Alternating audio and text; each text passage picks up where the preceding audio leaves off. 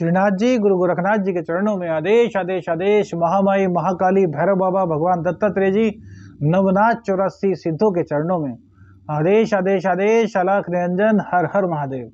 आज भैया बात करेंगे कन्या की, कन्या राशि की, कि कन्या राशि की सफलता की कुंजी कौन कौन सी है, किस प्रकार से कन्या राशि पूरे वर्ष तरक्की हासिल कर सकते हैं, उसको ऐसा क्या करना चाहिए, वो कौन सा ग्रह है जो शनि जो आपको देने के लिए तत्पर है लेकिन आप उनसे ले नहीं पा रहे। शनिदेव किस प्रकार से आपके जीवन को सुखमय बना सकते हैं। शनिदेव जिनसे सभी डरते हैं, वो आपके जीवन में आपको क्या क्या देने वाले हैं और आप उनसे ले ही नहीं रहे। कौन कौन से ग्रहों की कौन कौन सी दृष्टि आपके लिए बहुत ही लाभकारी कुंजी बन सकती हैं, इस बात पर आज आपको पूर्ण विस्तार से बताएंगे। वीडियो को देखिए, एंड तक देखिएगा, क्योंकि स्किप करेंगे तो समझ नहीं पाएंगे। आज एक ही विषय होगा शनिदेव, कि शनिदेव आपके जीवन को किस प्रकार से लाभान्वित करने के लिए लालायित हैं। शनिदेव आपके 6th हाउस में, कन्या राशि के शनिदेव 6th हाउस में विराजमान है और यहां पर ये कारक होते हैं। और छठा स्थान किसका होता है, तो छठा स्थान होता है रोग रिपु ऋण का। और कहते हैं कि शनिदेव जहां पर बैठते हैं उस स्थान की बढ़ोतरी करते हैं और जहां पर देखते हैं उस स्थान को कम कर देते हैं, अर्थात उससे विच्छेद कराते हैं। तो देखिए, 7वीं दृष्टि तो प्रत्येक ग्रह की होती है, लेकिन इससे इतर इनकी कौन कौन सी विशेष दृष्टियां हैं जिससे कि ये पूरा का पूरा एक माहौल बना देते हैं आपके पक्ष में और माहौल बिगाड़ देते हैं, आपके विरुद्ध सबको कर देते हैं।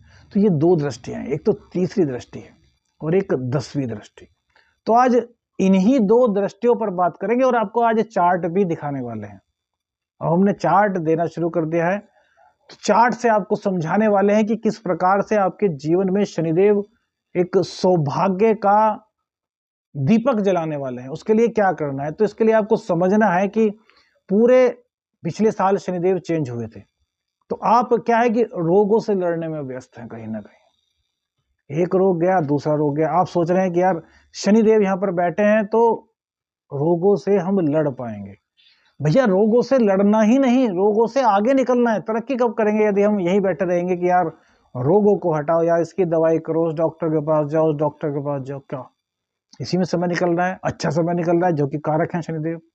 उसके बाद अपने कॉम्पिटिटर से कैसे बचे जी, यार अब इसने ये काम कर दिया, अब उसने वो पॉलिसी ला दी, हम इनके आगे कैसे निकले।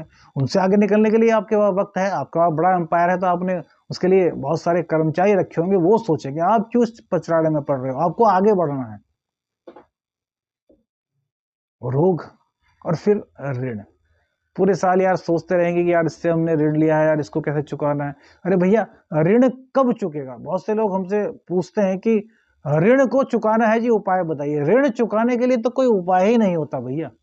अब थोड़ा दिमाग पर जोर डालिए, अपने भोले मन को थोड़ा खोलिए। स्त्रियां बहुत पूछती हैं, तो हम स्त्रियों से कहते हैं कि ऋण किस प्रकार से उतर सकता है, थोड़ा बताएंगे।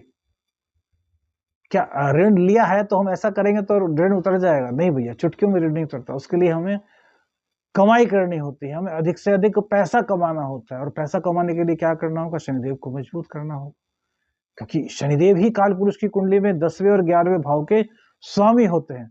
तो हमें शनिदेव को अपने पक्ष में करना है, शनिदेव को खुश करना है। किस प्रकार से करेंगे, तो इसके लिए हमें समझना होगा कि शनिदेव हमें क्या कह रहे हैं, कि हम क्या करें जिससे कि शनिदेव हमसे खुश हो। तो शनिदेव छठे हाउस में बैठे, 3 चीजें मैंने आपको बताई। कौन सी, कि रोगों से लड़ना तो है, उन्हें भगाना है, आगे निकल जाना है, चिंता नहीं करनी, ऋण है। हमें कमाई पर ध्यान देना है, क्योंकि हमारी कमाई होगी तभी तो हमारा ऋण उतरेगा।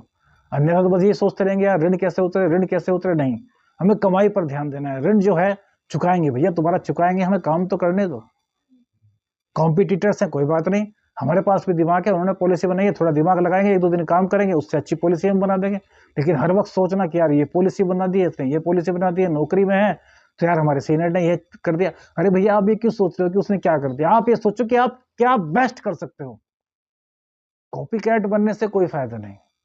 अब सीधी आपको 2 चाबी देंगे, उन 2 चाबियों से आप अपने पूरे के पूरे साल का, पूरे साल का ही नहीं, 29 मार्च 2025 तक का भाग्य खोल सकते हैं। यदि आप ऐसा करते हैं तो शर्त लगा लीजिए कि आप क्या थे और क्या बन जाएंगे।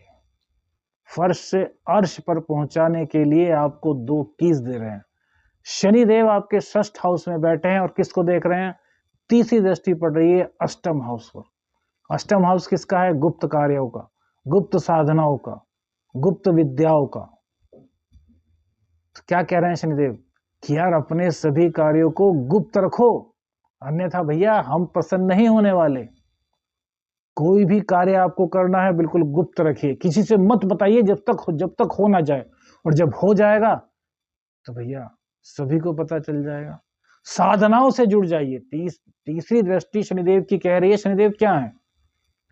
शनिदेव का जो व्यक्तित्व का चरित्र चित्रण है उसमें शनिदेव को वृद्ध दर्शाया गया है और उनकी चाल बहुत धीमी है। शनि शनि जो चले वो शनिश्चर 2.5 साल में एक राशि को परिवर्तन करते हैं। चंद्रमा 2.25 दिन में परिवर्तित कर लेते हैं, जबकि शनिदेव को 2.5 साल लगते हैं। तो देखिए कितना डिफरेंस है चंद्रदेव में और शनिदेव में। तो शनिदेव क्या कह रहे हैं? यार साधना बढ़ाइए आप। जैसे जैसे आपकी साधनाएं बढ़ेंगी तैसे तैसे शनिदेव का जो कारकत्व है 10वां और 11वां भाव वो खुलेगा, क्योंकि कोई भी लग्न हो काल पुरुष की कुंडली में 10वें और 11वें का भाव शनिदेव ही होते हैं। और छठा आपकी कहीं ना कहीं कृपा दृष्टि का भी है कि आपके अंदर कितनी मानवता है, उस चीज को भी दर्शाता है। साधनाओं से जुड़ जाइए। कोई आपको विद्या मिलने वाली है, कोई आप सिद्धि प्राप्त करने वाले हैं, उसका किसी से मत बताइए। लेकिन शनिदेव क्योंकि विरत कर रहे हैं अष्टम भाव से, क्योंकि मैंने बताया ना कि वो विच्छेद कराते हैं, तो विरत कर रहे हैं। तो विरत करने के कारण क्या हो रहा है कि आप जो भी चीज आपको मिलने वाली है उसका ढिढोरा पीट दे रहे हैं।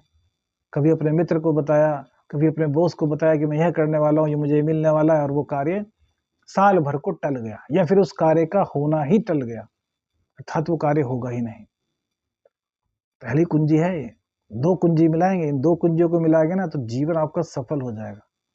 शनिदेव की तीसरी दृष्टि आपको कहती है कि आप सिद्धि, तंत्र मंत्र यातनाओं में थोड़ा सा ध्यान दीजिए। अब तंत्र मंत्र साधना का मतलब यह नहीं कि आप साधक बन जाएं, आप तांत्रिक बन जाएं, आप ओगड़ बन जाएं, आप अघोरी बन जाएं, नहीं। जिसको आप सबसे ज्यादा मानते हैं उसके लिए कम से कम दिन में 24 घंटे में 1 घंटा निकालिए और उसके ही माला का जाप शुरू कर दीजिए। भगवान शिव को मानते हैं तो ओम ह्रीम होंग नमः शिवाय। माँ दुर्गा को मानते हैं तो ओम ह्रीम दुम दुर्गाय नमः। गणेश जी को मानते हैं तो ओम ग्लोम गंग गणपते नमः। कुबेर जी को मानते हैं तो ओम कुबेराय नमः। इष्ट देवता को मानते हैं, पता नहीं कि इष्ट देवता कौन है, तो ओम इष्ट देवताय नमः। माता रानी को, वैभव लक्ष्मी को मानते हैं तो वैभव लक्ष्मी के व्रत शुरू कर दीजिए। जो भी आपका इष्ट है, देखिए पंच देव हैं, उन्हीं में से कोई ना कोई इष्ट होता है। गणेश जी हैं, माँ पार्वती आदिशक्ति माँ भवानी हैं, भोले शंकर हैं, श्री हरि विष्णु भगवान है, और सूर्यदेव। ये पंच देवता हैं। इन पंच देवता में से कोई ना कोई आपके इष्ट देवता होंगे, आपको नहीं पता। तो ओम पंच देवताय नमः, इसी की माला करनी शुरू कर दीजिए 1 घंटे तक। 5 के 5 देवता जो है आप पर प्रसन्न होंगे, और कोई ना कोई इन्हीं में से आपके इष्ट भी होंगे। तो ये करना शुरू कीजिए। 1 घंटा दीजिए, 1 घंटा नहीं दे सकते, आधा घंटा दीजिए, 15 मिनट दीजिए, समय दीजिए, रेगुलरिटी के साथ दीजिए, नियम के साथ दीजिए। फिर देखिए किस प्रकार से आपके जीवन में शनिदेव शुभता को निकट लाते हैं। अब शनिदेव सप्तम दृष्टि की बात नहीं कर रहे। सप्तम दृष्टि इनकी 12वें भाव पर पड़ रही है, वो आपका विदेश का भाव है, आपके व्यय का भाव है, उसको हम छोड़ रहे हैं। हम दूसरी कुंजी की बात कर रहे हैं। वो है कौन सी? इनकी जो 10वीं दृष्टि पड़ेगी वो पड़ेगी आपकी 3rd हाउस पर। अब 3rd हाउस आपके पुरुषार्थ का है, आपके पराक्रम का है, आपके भाई बहन का है, आपकी दैनिक यात्राओं का है। तो इनको कैसे करेंगे? सबसे पहले तो एक नियम बना लीजिए, शनिदेव इनसे विरत कर रहे हैं, आप भाई बहन की मदद नहीं कर रहे होंगे इस वक्त पे, आप यात्राओं को टालते होंगे, आपको जाने में आलकस आता होगा, क्योंकि शनिदेव ये चाहते हैं कि आप ऐसा करें। क्यों चाहते हैं वो? क्योंकि वो आपको पराक्रमी बनाना चाहते हैं।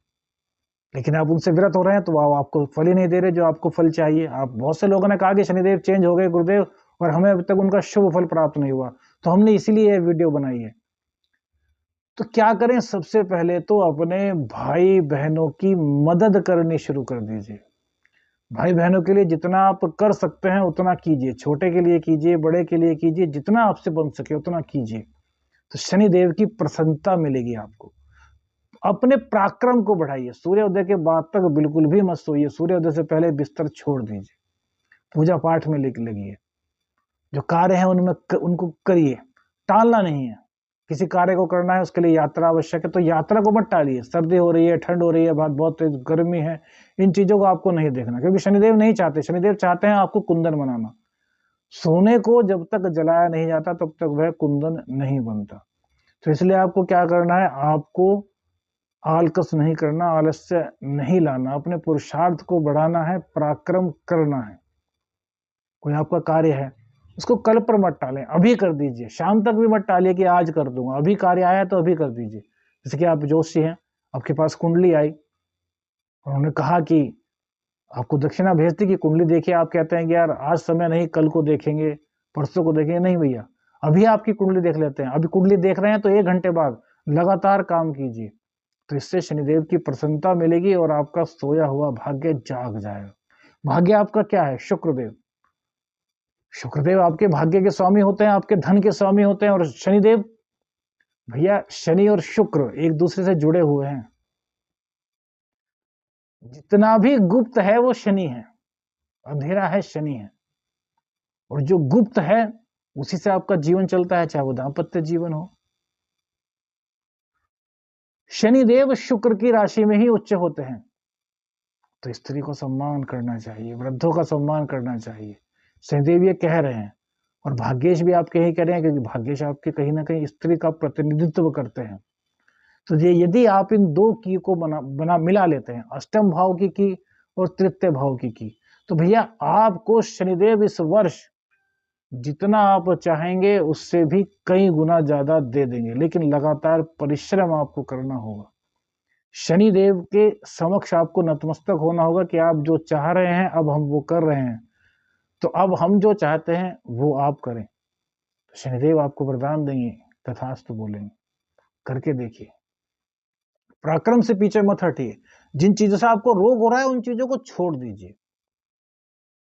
रोग किस कारण से हो रहा है आपको पता है, या तो आपका खान पान पर नियंत्रण नहीं होगा, या फिर आप कोई नशा करते होंगे।